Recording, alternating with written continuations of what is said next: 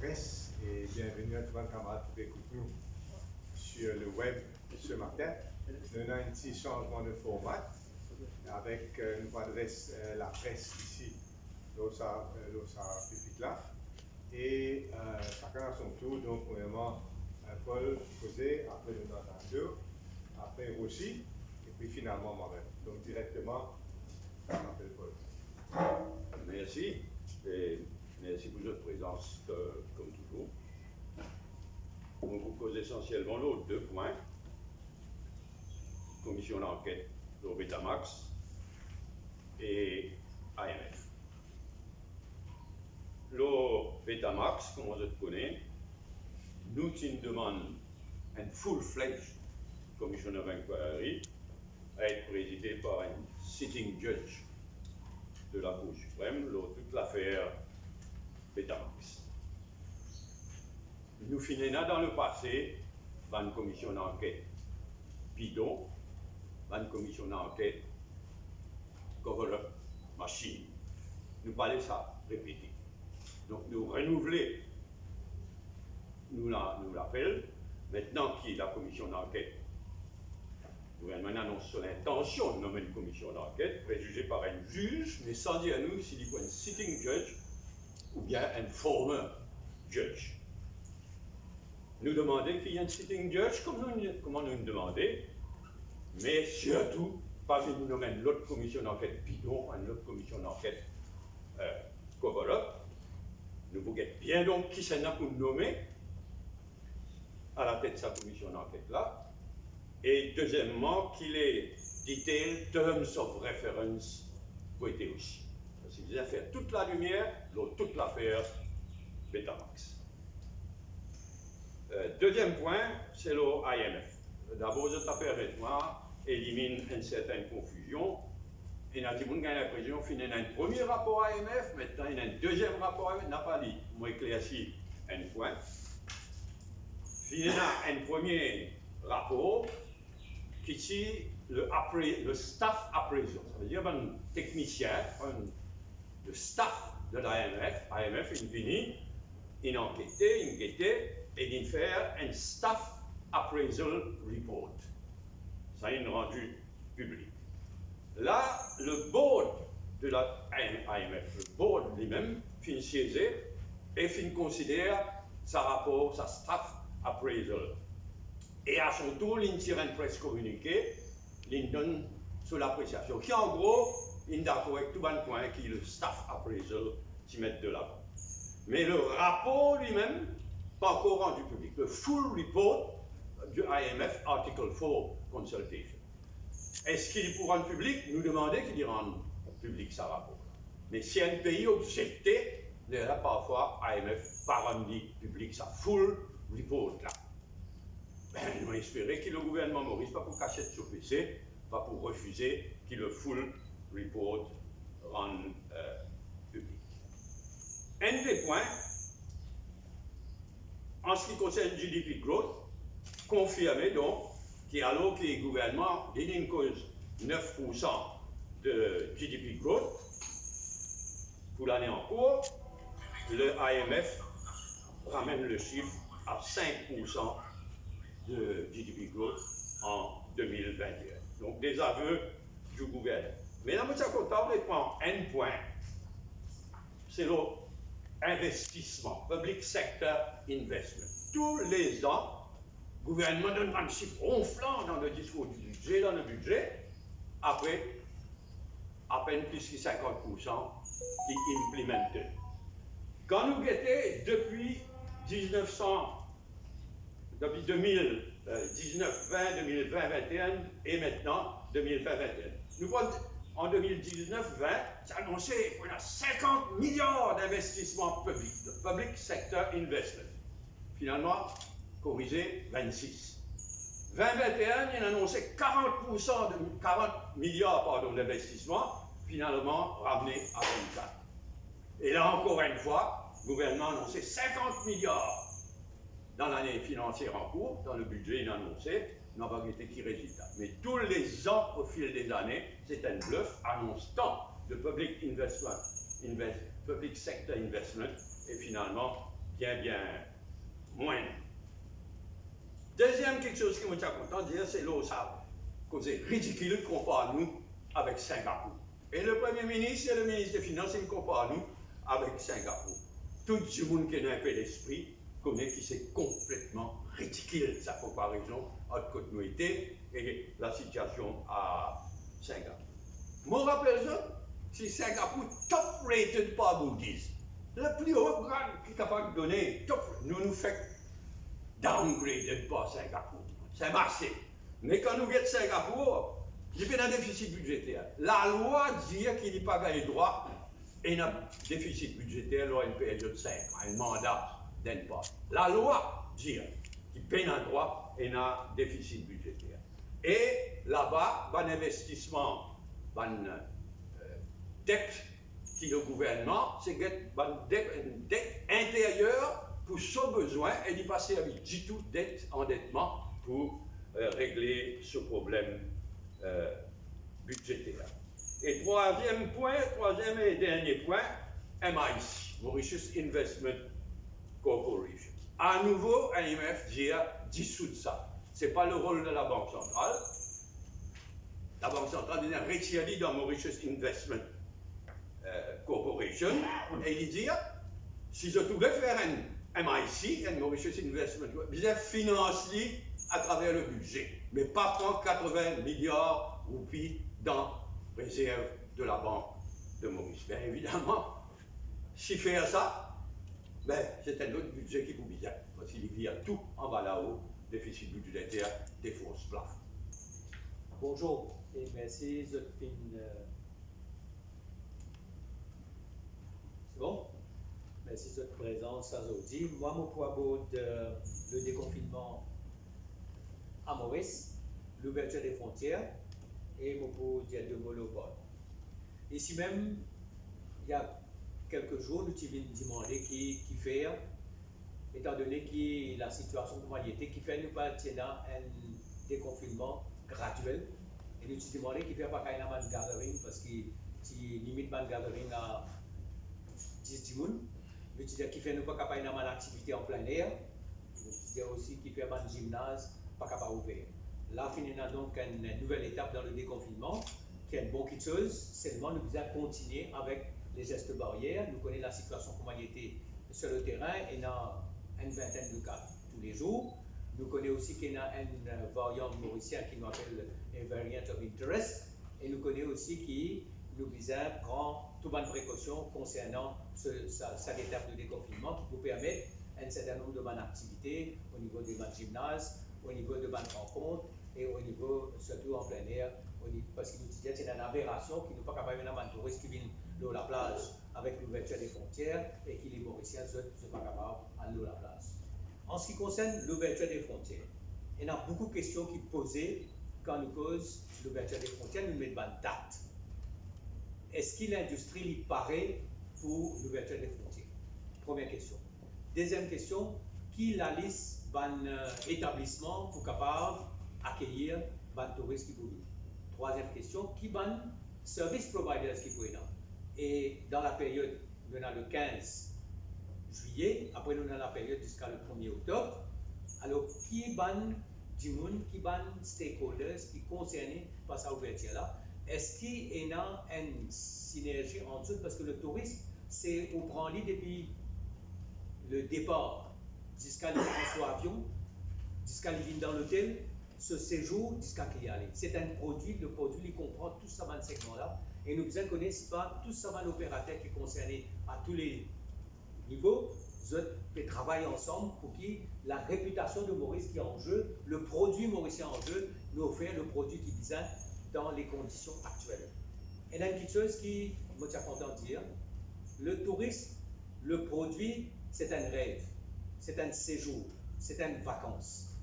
Si nous payons le feeling de vacances, si nous avons le sentiment qu'au fait nous devons faire quarantaine, nous devons faire self-isolation dans l'hôtel, ce n'est pas une vacance, du monde n'a pas pour vivre. Nous besoin de ce feeling-là, nous besoin qu'il Maurice capable de créer un feeling qui peut venir en vacances dans les meilleures conditions et qui peut les risques. Maintenant, quel sera le rôle de la compagnie national dans la réouverture des frontières. La dernière fois encore, nous soulevons la question, il paraît que dans la réouverture des frontières, le gouvernement in write-off le rôle de moteur qui est une compagnie nationale capable de jouer parce qu'il permet de nous choisir nos marchés, il permet de nous faire une hiérarchie de nos priorités. La façon peut démanteler Air Mauritius. Il y a un avion déjà signalé. Là, nous apprenons qu'il y a des avions encore qui quittent le pays. Et graduellement, nous pouvons trouver que tous nos les atouts qui nous tiennent, c'est-à-dire un avion, nous avons un avion long haul, moyen courrier, et un avion qui peut faire un déplacement régional. Alors, nous avons une grande incertitude concernant l'avenir même de Air Mauritius, d'une compagnie nationale, et nous pouvons poser la question quelle manière peut démanteler la compagnie nationale, d'un côté, finalement, pour trouver qu'il n'y a ni le personnel navigant, ni les avions, et quel sera le rôle qui s'appuie parce qu'il nous pense à une réouverture des frontières à partir du 1er octobre. Ça, c'est la première. La deuxième question, c'est qui va le pays que le touriste pour venir. Moi, je connais pour l'Angleterre, il y a un système de traffic lights. Il y a un pays rouge dans la zone rouge, il y a un pays dans la zone verte, et un pays dans la zone orange. Alors, nous, Maurice, est-ce qu'il nous prenons la liste de 20 pays que nous vous disons ça va le touriste là, capable de Maurice? C'est pour ça que la compagnie nationale est extrêmement importante. Il y a un marché, mais la compagnie nationale, c'est capable. Alors, est-ce que nous connaissons la liste de ce pays-là pour dire comme ça que ça va du monde qui peut venir de ce pays-là, donc nous viennent accueillir à Maurice? Parce que nous connaissons l'autre problème, c'est qu'il y a la liste que les autres pays, c'est-à-dire le pays côté là, les touristes là, pour sortir, ça la liste là, c'est vraiment un pays-là qui est établi. Et quand par exemple, Maurice est en zone orange pour l'Angleterre, c'est-à-dire que si on vient Maurice, quand on retourne après aux vacances, on rentre en auto-isolation. Pas une vacances. Donc, ça va une question que vous avez abordée et pour que de toute manière, nous sommes capables de faire, nous réussir la transition jusqu'à le 1er octobre et que nous sommes capables de réussir comme bien la haute saison parce que c'est un peu ça qui vous donne l'industrie hôtelière un nouveau souffle. Pour vous terminer avec le Parlement, et là, encore une fois, mardi, Papouina PNQ, Papouina PQ, après, ils mettent 4 projets de loi, dont le ISI, comme on dit, de l'opposition qui pose là. Alors, nous posons la question de qui faire, pratiquement faire une session normale et faire le débat de l'ISI mercredi et voter quelques jours après en third reading. Là, nous trouvons encore une fois la question qui PNA PNQ, PNA donc ça fait un bon bout de temps là, et à ce temps, on est qu'en Parlement pour aller en congé, parce que pour reste essentiellement le Finance Bill, et nous, au sein de l'opposition, il y a tellement de questions à poser, il y a tellement de sujets qui nous demandent une réponse, mais déjà quand on connaît parfois, dans Prime Minister Question Time, pour le ministre répondre des questions, et dans les Question Time, même nous répondons à peu près 25 questions. Donc nous déplorons le fait que PNAPNQ, pour mardi, et on connaît qui est le leader de l'opposition et nous-mêmes maintenant beaucoup de questions pour interpeller le Premier ministre et le gouvernement. Merci. Bonjour amis de la presse, bonjour à tout le monde qui peut écouter nous. Mon intervention prend deux parties. Premièrement, un petit bout de déficit budgétaire et deuxièmement sur la fiscale. Alors, déficit budgétaire, je toujours rappelle que le ministre des Finances, Fadel Archi, l'année dernière, l'utilisation de tout qui ce budget balancé, budget équilibré, et des affaires qui personne ne va s'y attendre parce qu'il nous passe une période Covid, alors les gens qui fait dans le déficit budgétaire. Mais là, l'année passée, 2021, et nous trouvons qu'il y avait ceci pour les Vénézuéliens qui, au fait, non, c'est un déficit budgétaire de 5,6%. Mais pas oublier qu'il était dans 60 milliards qui s'y prend de la Banque centrale. Et aujourd'hui, la FMI me dit carrément que ça 60 milliards là, quand vous tirez dit, depuis dans le revenu qui est ajouté, il fait aujourd'hui un déficit budgétaire de 19%. Et ce qui était très important à retenir pour la population là-dedans, bien sûr un chiffre, mais aussi la façon en fait du monde, la façon couillonne du monde. Un ministre des Finances l'année dernière disait où fait un déficit budgétaire, Et quand les ministres à l'année là pour présenter ce budget, ils disaient, oh non, en fait, c'était 5,6% déficit budgétaire du pays. Et quand nous regardons ce que l'IMF, FMI dit, aujourd'hui, c'est 19%. On me laisse toute la population de ces autres conclusions, là, égalité en Belgique. Maintenant, on revient très vite sur l'affaire Kisnen. L'enquête judiciaire est terminée. Tout connaît qui, d'après la loi, maintenant, la magistrate fait ce rapport avec tout ban de preuves qui gagnent, ban de déposition de tout ban de témoins, under oath, sous serment, pour remettre tout ça là au bureau du directeur des poursuites publiques. Et bien sûr, quand le directeur des poursuites publiques gagne ça, il est capable de faire une comparaison avec le travail que la police peut faire. Parce que la police, quand il finit son enquête, il faut que ça côté PP. Pour guetter si pour poursuivre, qui ça n'a pas poursuivre, en fonction d'un procès devant la cour. Nous connaissons que la police, tu prends sa carte là, tu dis un cas suicide au début. Nous connaissons toute la manipulation qui tient là, parce que je même aujourd'hui, je viens dans la cour, je viens dire foul play. Même le chef du Central CID, il me dit que c'est homicide 20 ans. Mais là, quand nous finissons tout ce qui nous sortit dans l'enquête judiciaire, et mauvais cause principalement le rôle de Yogida Sominaden, nous pouvons trouver que juste comment l'enquête judiciaire finit, la police qui appelle Van Dimoun pour réamener ça l'enquête là, loin de danger. On met une direction qui tout preuve qui me démontrait dans l'enquête judiciaire et les témoignages qui me gagnaient, il y a une direction, mais la police sur l'enquête fait réellement une autre direction. C'est-à-dire qu'ils peuvent rebafouer ça l'enquête là.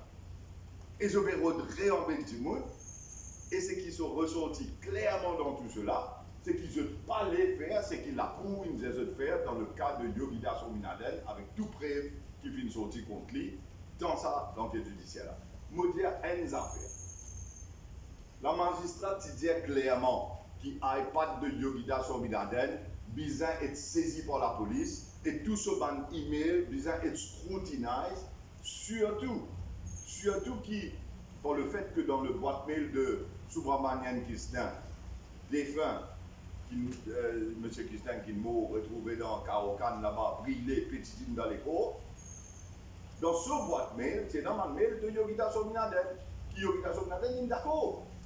Yogida a tout fait de mieux, y compris un mail, l'achat de 256 000 test kits à la raison de 18,50 $, qui fait plus de 4,7 millions de dollars. Qui se si l'intermédiaire, et Yogida Sominaden se mail dire I will submit it to the Ministry of Health. Avec une spécification et un détail. Tous ces mails ont été produits. Mais la police pas allée dans cette direction-là du tout. La police pas allée du tout dans cette direction-là pour y aller saisir iPad de Yogida Sominaden, rendre dans ce boîte mail et guetter exactement les correspondances. Deuxième chose, très vite, c'est qui le téléphone de Kisnen, qu'il est utilisé jusqu'à jour sur l'amour. Donc, ce téléphone est dans un message qu'il a envoyé Yogida Sominaden et Yogida Sominaden aussi, il a envoyé un message. La police invite dans la cour pour dire, je donne un IT report, qu'ils analysent le téléphone de Kisnen, mais nous allons trouver le représentant du DPP qui compose question aux policiers, nous allons trouver qu'ils analysent un téléphone qui se servi avant, longtemps. Et non pas un téléphone qui est servi jusqu'à ce la mort. Alors, IT report, les nazis dépassent. Tout cela, c'est un cover-up pour ne pas démontrer l'implication de Yogida Sominaden. Et toute la population vous rappelle, parce que ça va pour finir comme ça. Toute la population vous rappelle que le Premier ministre, nul autre que le Premier ministre lui-même, il vient dire en décembre de l'année dernière qu'il fait l'enquête. Et qui, Yogida Sominaden, innocent d'une certaine façon, pour lui dire qu'il lui fait donner tout ce soutien. Et pas oublier que tous les matins, c'est le commissaire de police qui a rapporté qu'un Premier ministre. Et aujourd'hui, c'est ça. Ils empêchent l'institution, la police travaille, parce que le Premier ministre, il finit prononcer, même avant que l'enquête policière soit faite dans façon des affaires, ou l'enquête judiciaire, qui finit pour penser d'ailleurs, quand le Premier ministre fait sa remarque là. Qu'il fait une enquête et qu'il fait dans notre poste ministre. Mais après, nous allons démissionner avec tout le travail qu'il fait devant la cour. Mais là, je vais rebafouer ça l'enquête là, et le message est clair, nous devons veiller au grain. Et ça n'a pas pour finir comme ça. Parce que le case de Kirsten, ce n'est pas juste l'assassinat de Kirsten, on dit une mafia à 4 niveaux. Les politiciens qui sont impliqués, les businessmen qui sont impliqués, les agents politiques qui veulent devenir riches très vite. Et bien sûr, ceux qui sont en train d'assassiner les gens à Maurice. Mais à ce nous, il y a une histoire, tout ça, l'ilonganisme, on ne va pas comment appeler, qui fait rentrer dans sa mafia-là aussi. Alors, quand on a cisé, nous avons tout ça, c'est un dysfonctionnement total des institutions. Et il n'arrive pas pour mettre de l'eau dans sa pays. Merci. Merci beaucoup. On a quelques sujets à prendre et puis nous vous passons aux questions. Mon premier sujet concerne, reprend un petit peu ce qui est Rochi vient de dire, c'est-à-dire la faillite institutionnelle. Maintenant, bientôt, nous attendons bientôt que Financial Action Task Force envoie une équipe sur place à Maurice pour vérifier si oui ou sinon nous pouvons capables d'exit sortir de la fameuse liste grise qui finalement de la FATF qui finalement nous sur la liste noire de l'Union européenne et de la Grande-Bretagne. Et bien sûr, là, quand vous venez, je pourrais principalement fonctionnement de mon institution. Le premier point important à dire, c'est qu'il nous rentre dans la liste grise, la liste noire de ce pays-là, à cause et par la faute du gouvernement actuel qui laisse sous ce mandat et avec connaissance de cause, ça tout par institution Maurice pourri à un point que jamais pas pu trouver dans l'histoire de nos pays, à tel point que nous avons une institution tellement pourrie qui nous fait une menace pour la stabilité financière du monde entier. Et c'est ça la vérité. Il y a une pourriture de toute une institution à Maurice, responsable de law and order, responsable de blanchiment, responsable de la lutte contre la corruption. Et c'est ça donc nous espérons de tout nouveau qui quand ça visite sur place, ça vient, parce que ce n'est pas une visite patinée, c'est une visite sérieuse. Quand il vient, il trouve dans ce chemin, dans cette façon, pour les recommander qu'il nous sortit de l'histoire, parce que nous sommes patriotes et nous avons envie l'avenir du pays. Mais seulement me dire ceci et me demande la question.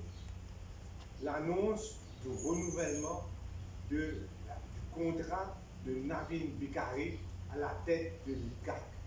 Est-ce que c'est le moment aujourd'hui là de renouveler M. Bikari à la tête de l'ICAC alors qu'il nous connaît que le track record de l'ICAC ces dernières années, depuis les élections générales de 2014, est totalement nul, qui est des dizaines d'enquêtes ayant affaire aux proches, aux ministres du gouvernement, finanterés, jamais pas de fait. La liste est trop longue pour dire. Là, nous gagnons des affaires vitales et l'essence, côté clair qui vient arriver. Donc, c'est un mauvais signal pour FATF, c'est un mauvais signal pour nos pays qui nous renouvellent. Et moi, en tant que leader de l'opposition, donc, il a envoyé une lettre supposément pour consulter moi. Et moi, je dis qu'il faut objecter fortement au renouvellement du contrat de Bikari à la tête de l'ICAC. Donc, nous accueillons favorablement la visite de la FATF et nous espérons donc que ça amène à une solution et à un exit de la liste noire, mais il est clair aussi qu'il prend la faute du gouvernement si ça ne nous pas sorti. C'est encore une fois par la faute du gouvernement en persistant avec pourriture par l'institution à l'île Maurice. Concernant le FMI,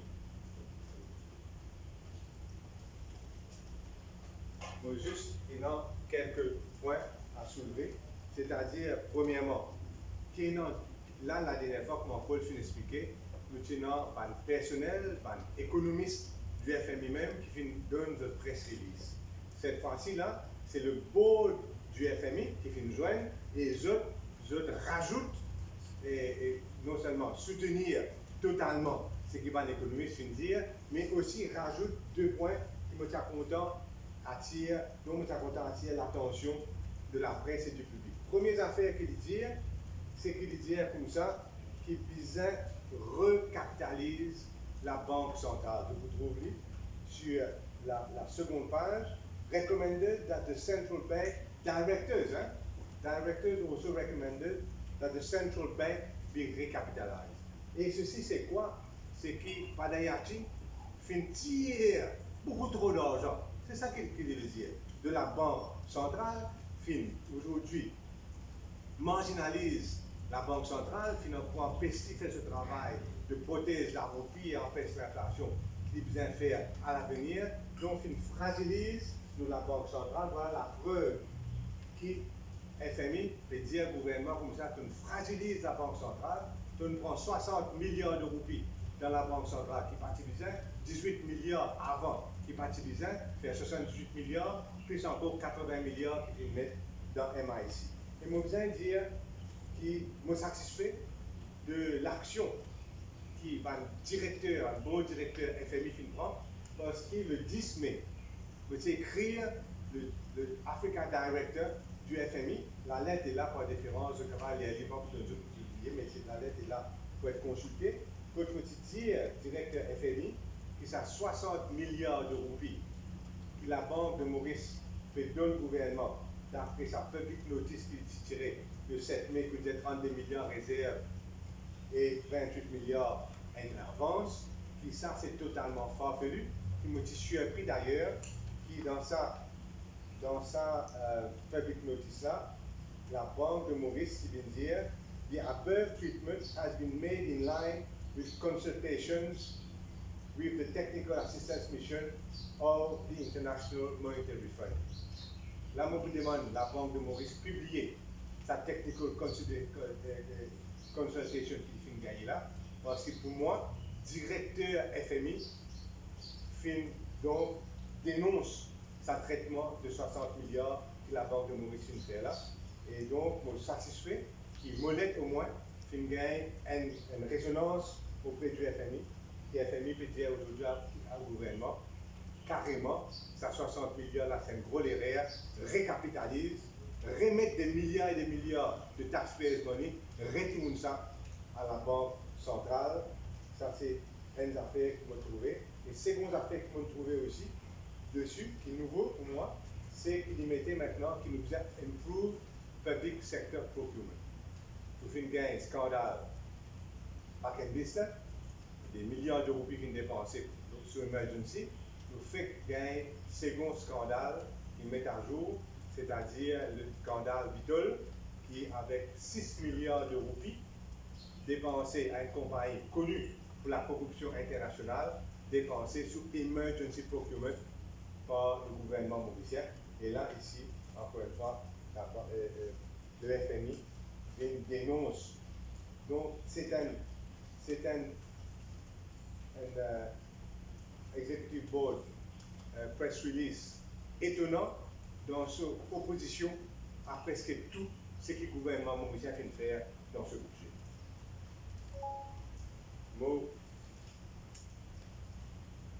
Et donc, pour souligner ça, ces deux affaires-là, je suis content de souligner, pour dire que concernant juste, finalement, pour dire concernant la commission d'enquête sur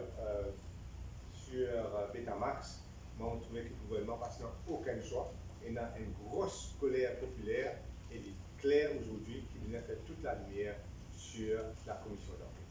Maintenant, c'est normal. Est-ce que le rapport final du FMI est publié normalement à Maurice? Oui, normalement, oui. À travers le monde. Bien rare, quand normalement, dans un rapport de Article 4 Consultation de Parlement, publié in toto. Bien rare qu'un pays accepté ou qui, et je veux tout dire, donc ici, on expecte qu'il vous rende public dans quelques semaines, probablement, pour rendre public le rapport in toto. Monsieur Duvart, on a l'intention de déposer une commission d'enquête là, parce que vous avez une commission d'enquête là, vous Oui, bien sûr. Bon, c'est clair, comme on va le dire, qui nous réclame que ce soit un sitting judge qui préside et que ce soit une commission d'enquête indépendante, une vraie commission d'enquête. Et ça, c'est le cas certainement qu'on fait. ça pas risqué de diviser l'opposition, ça? Moi, j'ai raconté là que la semaine dernière, au départ, à la fin aussi, qui a fait risquer de diviser l'opposition dans son ensemble. Moi, vous pensez qu'il n'a rien à cacher et qu'il vient dire les choses comme je dis.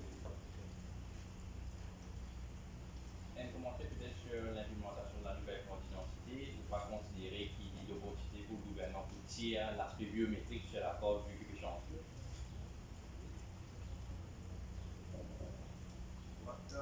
L'aspect biométrique, c'est-à-dire quoi Fingerprint, facial. Non, mais pas sinon biométrique ou carte d'identité.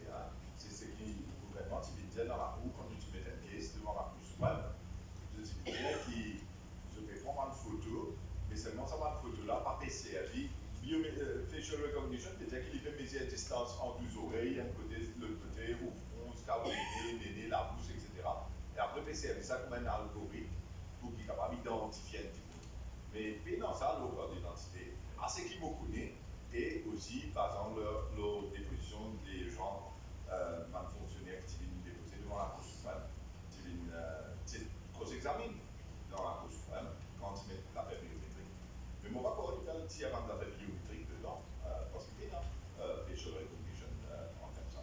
Mais par contre, dans CFCT, CFCT, c'est autre chose. Mais pas la carte de la carte d'identité.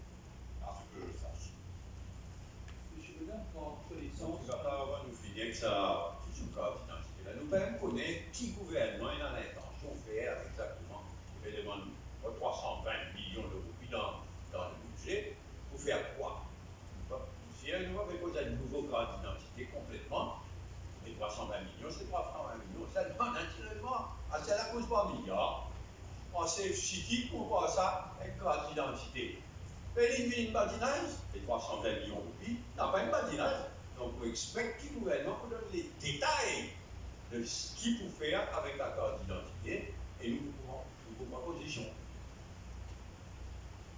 Est-ce que là, vous proposez ça en tant que protocole sanitaire dans le sort, vous prenez le document. Vous savez, vous ça le document là, par rapport à le protocole sanitaire de la Angleterre, qui doit appuyer à partir de ça à partir de 15 juillet. Oui. Tout en clair. Premièrement, vous êtes content d'une chose qui est la réouverture des frontières et la relance du tourisme. C'est à la base même de la reprise de l'économie de l'île Maurice. Tellement qu'ils se dépanouent là. La rentrée des devises, l'emploi, et nous toujours dire que ça, l'emploi de soi, nous qui est directement vie du tourisme. Maintenant, il y a des périodes, la période entre le 15 juillet jusqu'à le 1er octobre, après la période après. Ce qu'il vient faire, c'est que tout ça, stakeholders, vient assiser et d'un coup, comment les problèmes qu'ils nous posaient ailleurs pour qu'ils nous proposent un produit qui est attractif et qui m'a dit, on a une mauvaise. La chose qui montre ça, une sorte de feeling qui quand on vit de vacances. Mais si vous avez l'impression que quand vous vivez de vacances, vous pouvez faire quarantaine, vous pouvez faire auto-isolation d'un hôtel, d'un pays. Mais c'est pas pour vous. Alors, tout ça, même conditions qu'ils mettent en place, à la fois au niveau des hôtels, au niveau de service providers, pendant sa période de transition, là, il est important. Et il est important aussi que tout le monde a un bon. Je suis demandé, il y a des termes de décision qui sont annoncés pour un mois de 18 ans par rapport à ça. Comment on pense à trouver ça à la décision? Bon, moi, m'en fais rien. Parce que là, le Premier ministre, il vient dire qu'ils occupent ces vaccins 60%, soi-disant pour gagner immunity. Immunity. Ils aiment beaucoup plus que 60%. Beaucoup plus. Et y compris au-dessous de 18 ans aussi. Ça m'en donne nous les détails. Il y en a certains pays qui prennent 12 ans comme breakpoint. Vaccine en bas de 18 ans, mais arrête à 12 ans. Du moins pour le moment.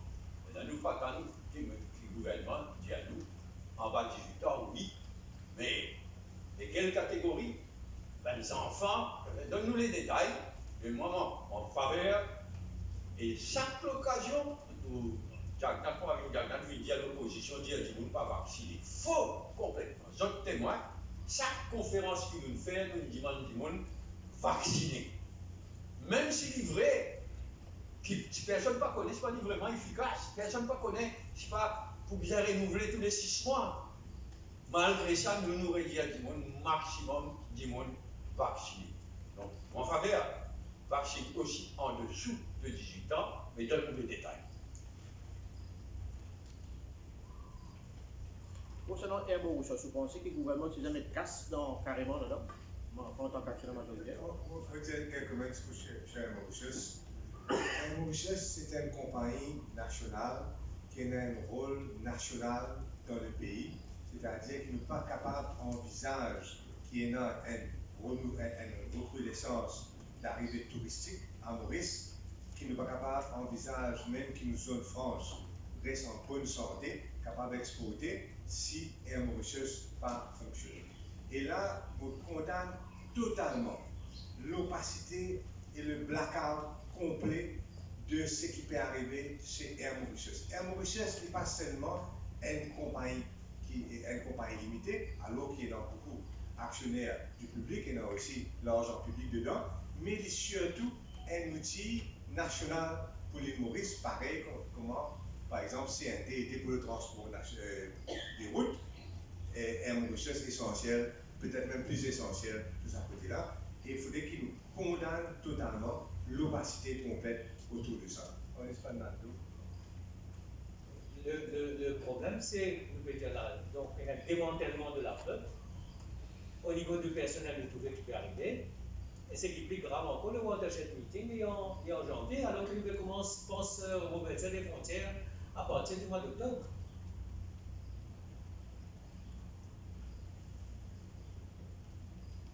C'est bon, c'est tout. Merci beaucoup pour votre présence ce matin.